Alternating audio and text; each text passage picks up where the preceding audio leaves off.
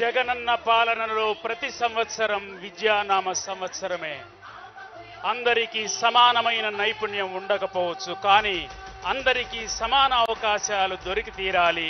అది కల్పించడమే ఈ ప్రభుత్వ ప్రథమ కర్తవ్యం.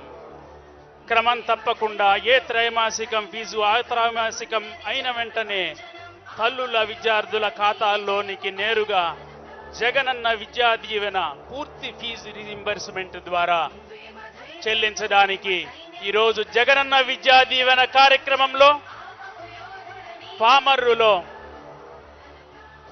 జగనన్న విద్యా దీవెన కార్యక్రమానికి విచ్చేశారు మన గౌరవ ముఖ్యమంత్రి వైఎస్ జగన్మోహన్ రెడ్డి గారికి